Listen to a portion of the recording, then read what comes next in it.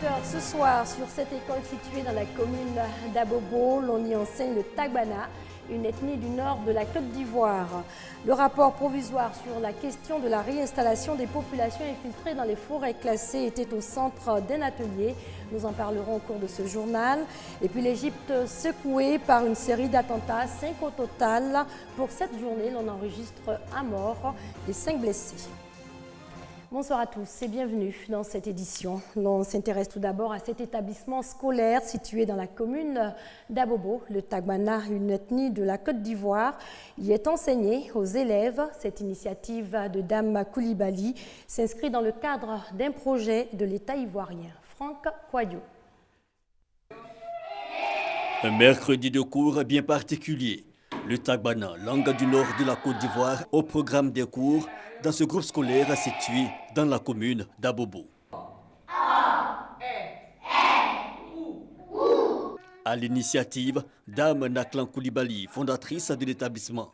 Elle dispense elle-même les enseignements dans cette classe mixte. Une quarantaine d'élèves de tout niveau venus apprendre les rudiments de cette langue. J'initie ces cours de Tagbana dans mon école pour que ça serve d'exemple aux autres langues.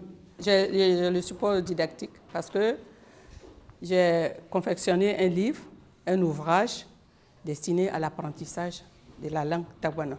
Les cours débutés depuis la session 2014 sont bien appréciés par les jeunes apprenants. J'ai appris à conjuguer en tagbana et j'ai appris à écrire en tagbana. Manger en tagbana est minanli, mananli, winanli. Un petit dialogue en langue tagbana, c'est déjà ça de gagner.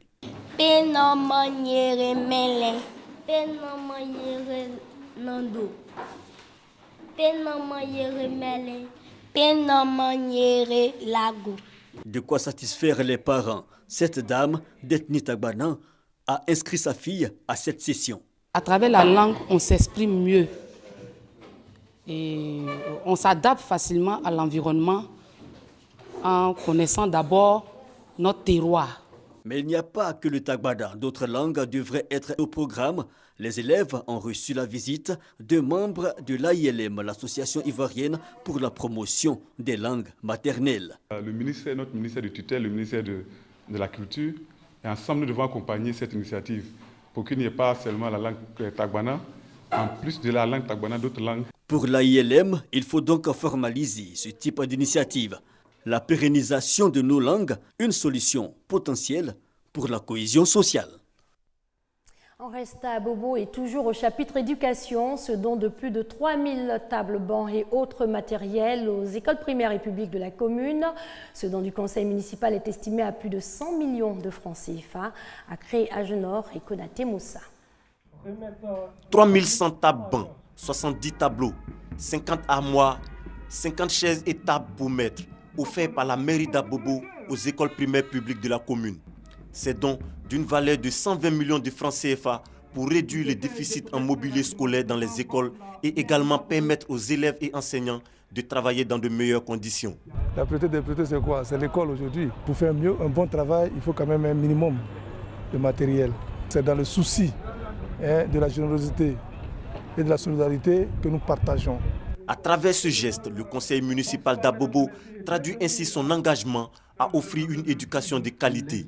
L'action est donc saluée par les autorités en charge de l'éducation ainsi que par les élèves. C'est un précieux don qui arrive à point nommé. C'est beaucoup d'investissements, beaucoup d'engagements que la mairie a eu à prendre. Ce don est le bienvenu et nous vous promettons d'en faire bon usage. De vastes chantiers en faveur de l'éducation sont initiés par la mairie d'Abobo.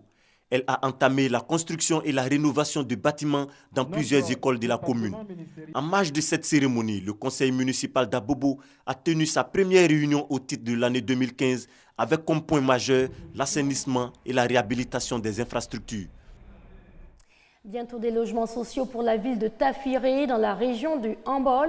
L'opération qui permettra aux personnes économiquement faibles d'avoir un toit a été lancée par le ministre de la Construction, du Logement, de l'Assainissement et de l'Urbanisme. C'est ce que nous rapporte Brahima Doumbia de RTI Boaké. Le gouvernement ivoirien fait de la construction des logements sociaux l'une de ses priorités. Après Abidjan, l'intérieur du pays.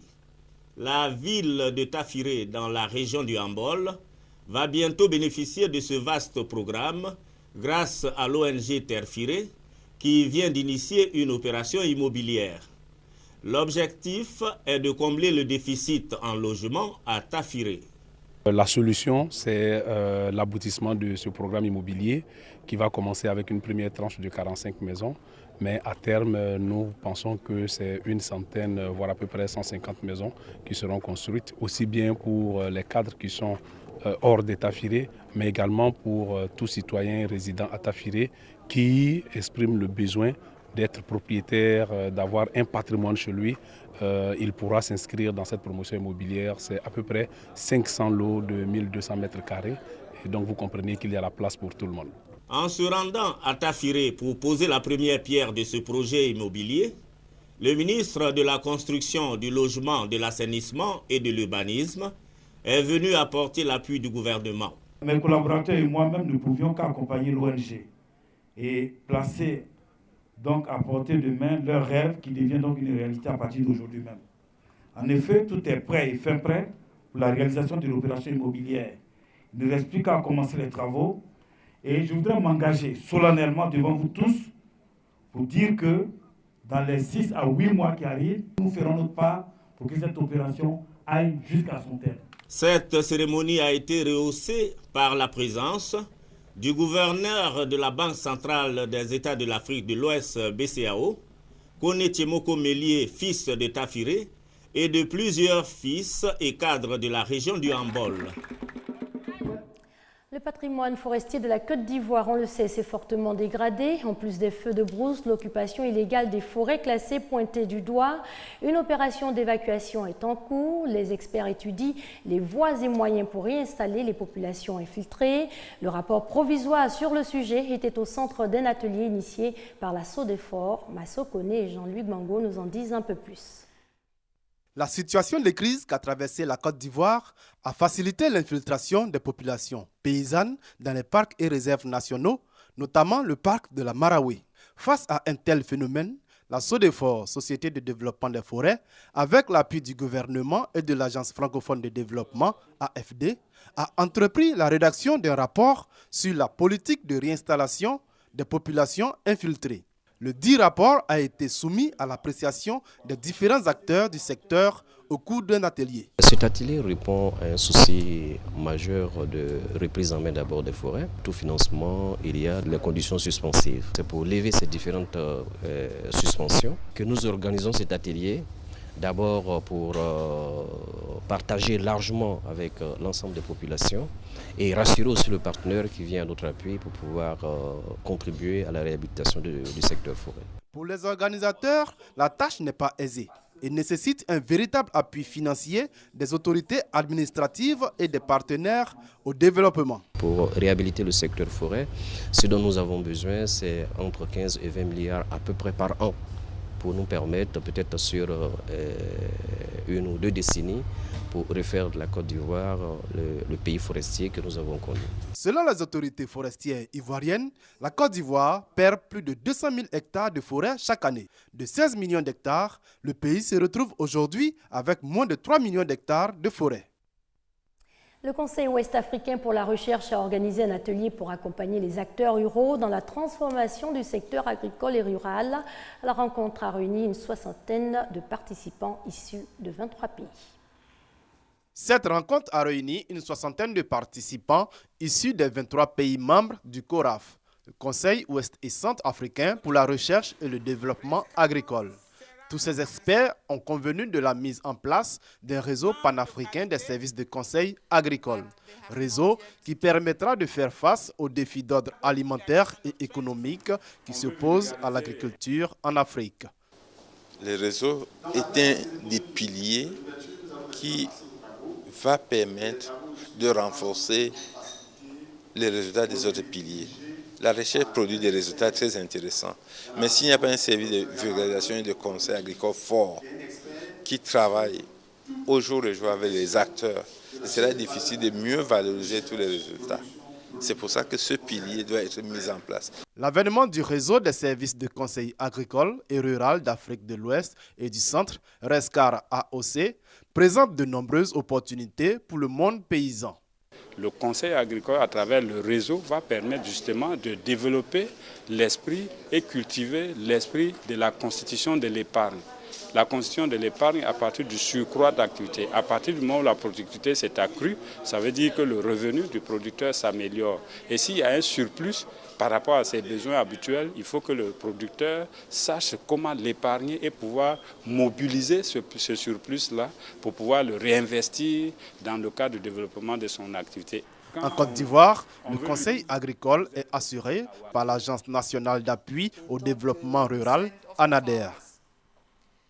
En images, au Togo, c'est désormais officiel. Faure Gnassingbé en lice pour un 3e mandat. Il a été investi hier par son parti, l'Union pour la République. La présidentielle est prévue, on le sait, le 15 avril prochain.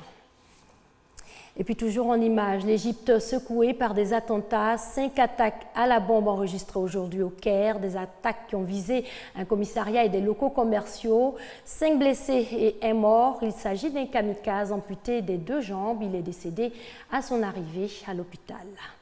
Et toujours en images, bientôt un nouveau billet de 20 €. Il doit être mis en circulation le 25 novembre prochain. Cette 3e coupure de la nouvelle série de billets, baptisée Europe, est censée rendre plus difficile la contrefaçon. Et puis football, on revient sur cette grosse surprise hier après-midi. Le Nigeria s'est fait éliminer par l'Afrique du Sud, 1-0 à l'issue de la première demi-finale de la Coupe d'Afrique des moins de 17 ans.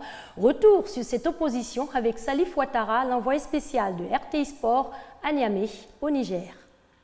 Nigeria-Afrique du Sud, première demi-finale du championnat d'Afrique des moins de 17 ans. Il est 16 h, le stade Séni Kounté de Niamey reçoit une forte délégation nigériane venue répondre au rendez-vous d'un stade quasiment vide. Confiant en début de rencontre, le Nigeria prend un seul but sud-africain. Le but de l'élimination, puisque le score restera ainsi jusqu'à la fin du match. Une tragédie pour les supporters nigérians. Le changement d'équipe, l'aujourd'hui là, vraiment, le numéro 17 là, on n'a même pas pris pour entraîner, n'est pas mis ça. Mais aujourd'hui là, et dans la football. En conférence de presse, le sélectionneur nigérien donne les explications de cette déroute. Nous sommes vraiment venus avec l'intention de remporter ce match, mais ça n'a pas marché. Donc nous avons manqué beaucoup d'occasions. On a eu deux poteaux et on a concédé un but sur une erreur défensive qui a permis à l'Afrique du Sud de prendre l'avance. Du côté sud-africain, l'esprit est déjà à la finale du dimanche 1er mars. Après des phases de poule difficiles, l'Afrique du Sud n'est qu'à 90 minutes d'un éventuel sacre en finale. C'est ici que l'on s'arrête pour cette édition. Excellente soirée sur les antennes de la RTI, la marque du service public.